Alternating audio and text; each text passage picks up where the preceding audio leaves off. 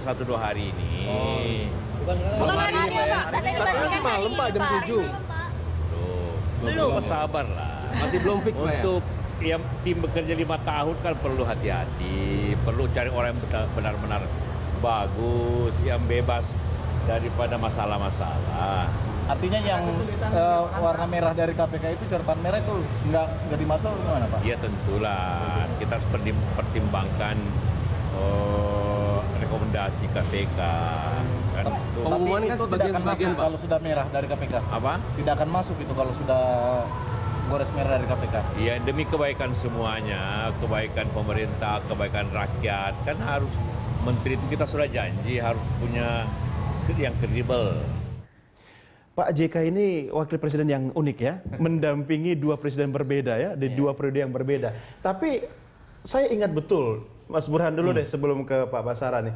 Pak JK ini kan sempat dulu dengan Pak SBY, betul, katanya 2004. Pak SBY merasa dari presidennya itu wapresnya. Apa sekarang bisa seperti itu juga, bawa nama saya ke Pak Jokowi gitu? Iya, sebenarnya kalau kita ingin bandingkan dengan kondisi bagaimana seorang presiden membentuk kabinet, Pak Jokowi sekarang itu lebih apple to apple untuk membandingkan dengan SBY JK di tahun 2004 ketimbang SBY Budiono 2009. Mengapa demikian?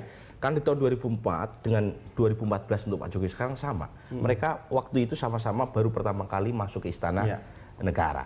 Jadi baru punya pengalaman pertama sebagai presiden dan saat yang sama baru punya pengalaman untuk membentuk perangkat kekuasaan. JK juga baru yang kedua, sama-sama wakil presidennya adalah JK. Yusuf Kala.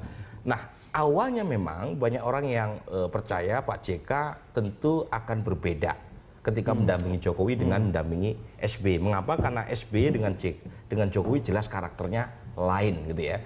Jokowi lebih decisive, itu satu. Yang kedua, JK lebih senior sekarang dibanding 2004. Betul. Dan yang paling penting investasi politik Golkar di tahun 2004, kendaraan politik Pak JK saat itu sebagai pemenang pemilu 2014 beda dengan sekarang.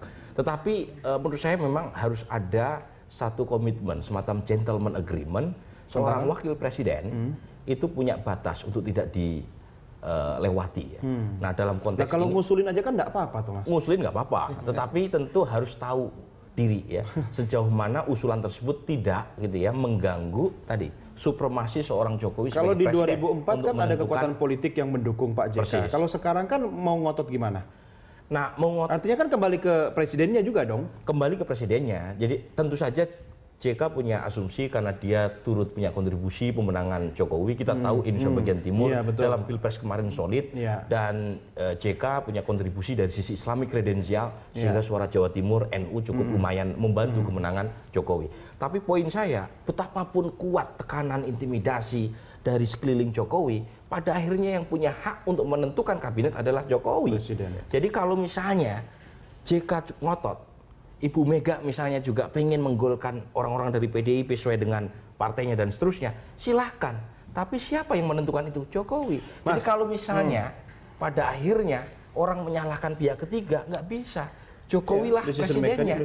Tapi kalau 2004 Pak JK ini ada kendaraan politik Golkar, ya kan? Kalau sekarang bisa dong Pak JK itu bukan Pak JK, Jokowi berkepentingan lewat Pak JK untuk meredam loyalis ARB. Nah itu untuk kepentingan jangka panjang ya. Iya.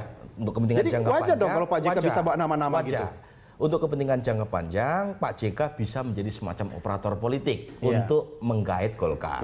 Tapi untuk kepentingan jangka pendek, terutama dalam konteks penyusunan kabinet sekarang, Pak JK tentu seharusnya bisa menempatkan diri. Sejauh mana bisa mengusulkan, dan kalau misalnya tidak semuanya diikuti atau dipenuhi, ya tidak mengganggu hubungan keduanya sebagai presiden. Jangan kecewa gitu. Jangan kecewa. Ya, saya punya pengalaman pribadi ya pada saat Pilpres kemarin, saya 2 minggu keliling mendampingi Pak JK untuk berkampanye, selain mendampingi Pak Jokowi. Di dalam masa-masa itu saya melihat satu perilaku politik yang jauh berbeda yang ditampilkan Pak JK. Pak JK sekarang dengan Pak JK dulu. Pak JK pada saat dulu bersama Pak SBY. Saya kebetulan juga mengikuti dengan hikmat bagaimana hubungan Wapres Yusuf Kala dan Presiden SBY pada waktu itu. Kali ini beliau agak berbeda. Bedanya di berbeda secara politik beliau sadar betul posisi politik Pak JK hari ini. Beliau datang tanpa gerbong partai politik, beliau datang proses politik sudah setengah matang, proses pilpres hampir jadi, dan kemudian setelah orde yang bergerak pun relatif tanpa dukungan beliau ya, kecuali tim-tim khusus yang memang menjadi loyalis Pak JK. Sehingga oleh karena itu sampai dengan saya mendampingi beliau pada waktu itu kelihatannya tidak dalam perspektif yang dulu dalam tanda kutip apa namanya stigmanya semua dari Makassar gitu kan, misalnya SDM gitu kan, membawa nama-nama dari daerahnya dan lain sebagainya. Saya tidak melihat begitu. MU Makassar United. Madura United. Saya berharap Pak JK tetap istiqomah sebagaimana yang saya kenal pada saat mendampingi beliau kampanye. Tapi kalau misalnya nama-nama yang diusulkan oleh Pak JK ke Pak Jokowi itu adalah nama yang memang bersih, bisa merepresentasikan harapan publik dalam kabinet, nggak ada salahnya kan? Iya, saya kira nama-nama itu bisa dari mana saja. Pak JK kan punya banyak relasi dari kalangan profesional, akademisi, intelektual, dan lain sebagainya.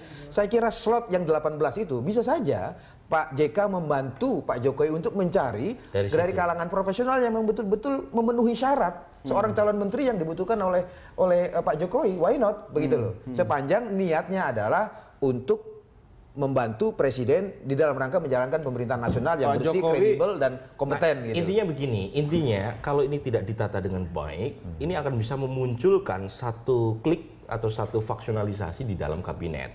Jadi tuan atau majikannya tidak tunggal, tidak Jokowi saja. Bisa menimbulkan entah itu poros Jokowi atau poros JK atau poros yang lain. Dan ini tentu tidak terlalu baik ya. Jadi tetap komando politik, panglima kabinet adalah presiden. Nah, ini saya kira harus muncul terutama sejak dalam penyusunan kabinet, sehingga tidak memunculkan kesan ada presiden man, ada vice president man, ada misalnya partai-partai politik mens dan seterusnya. Ini yang paling penting karena bagaimanapun loyalitas jangan sampai dibagi ya. Loyalitas harus solid ke presiden. Dan itu ditunjukkan terutama dalam proses penyusunan. Nah, kalau misalnya loyalitas itu tidak ganda, tetapi tunggal, soliditas dan koordinasi akan semakin baik. Tapi apa itu bukan suatu hal yang sangat sulit terjadi dalam dunia politik kita sekarang? Praktisnya itu susah sekali. Ya kalau kita lihat pengalaman SBY Budiono misalnya, atau SBJK di tahun 2004-2009 misalnya, itu loyalitasnya ganda. Dan ini bagian dari konsekuensi dari sistem presidensial multipartai ekstrim yang mengakibatkan presiden yang terpilih itu akan menjadi minority presiden minoritas. Apa itu? Presiden yang diusung oleh partai pendukung jauh dari 50% persatu. Akibatnya koalisi menjadi jawaban. Koalisi menjadi jalan keluar bagi presiden untuk mendapatkan dukungan minimalis di parlemen. Disitulah partai-partai yang merasa punya saham itu menitipkan kadernya di kabinet. Nah, bibit-bibit loyalitas ganda itu sudah kita dapati ya. Nah, tapi yang paling penting kan begini ya. Yang paling penting Pak Jokowi kan pengen punya diferensiasi. Dia pengen membentuk kabinet kerja. Nah, ini agak berbeda dengan kabinet di presiden-presiden sebelumnya yang lebih menampakkan akomodasi politik. Zaman Gus Dur ada istilahnya kabinet persatuan nasional. Zaman Mega saat itu kabinet gotong royong. Zaman SB 1 maupun 2 kabinet Indonesia Bersatu. Akomodasi yang muncul, representasi dan harmoni. Sekarang Pak Jokowi pengen kabinet kerja. Kerja itu ditunjukkan bukan pada akomodasi politik sebagai tolok ukur utamanya, tapi kerja, profesionalitas, integritas, meritokrasi, tapi juga punya kemampuan komunikasi politik dengan partai. Gitu. Pak Basara, dalam hal pengumuman kabinet yang akan segera, ya, secepatnya kalau bahasanya Pak Jokowi itu lebih takut dengerin Bu Mega atau Pak JK sih? Ini pertanyaan yang ngeri sedap. Yang menjawab. Ini pertanyaan inilah obrolan warung gitulah. Ya kan? Begini, kita harus meletakkan pembahasan mengenai presiden dalam tataran-tataran yang normatif ya. Tataran normatif yang saya maksudkan, Pak Jokowi pada saat pidato pertama kalinya pasca dilantik sebagai Presiden Republik Indonesia di sidang paripurna MPR, beliau mengatakan bahwa beliau akan berdiri di bawah kehendak rakyat dan konstitusi. Jadi sebetulnya yang paling Pak Jokowi takutkan itu adalah pada janjinya sendiri. Janji beliau untuk membentuk satu pemerintahan yang kredibel, yang bersih, yang merakyat, begitu, yang dapat mewujudkan janji-janji negara kepada rakyatnya. yaitu janji melindungi bangsa dan segenap tumpah darah Indonesia, memajukan kesejahteraan umum, kemudian mencerdaskan kehidupan bangsa dan ikut serta dalam upaya menjaga ketertiban dunia berdasarkan perdamaian abadi dan keadilan sosial. Itulah janji yang paling dia takuti ketika dia tidak dapat menunaikan janji tersebut. Sehingga oleh karena itu menjadi wajar ketika Pak Jokowi mengumumkan calon-calon kabinetnya, beliau berhati-hati.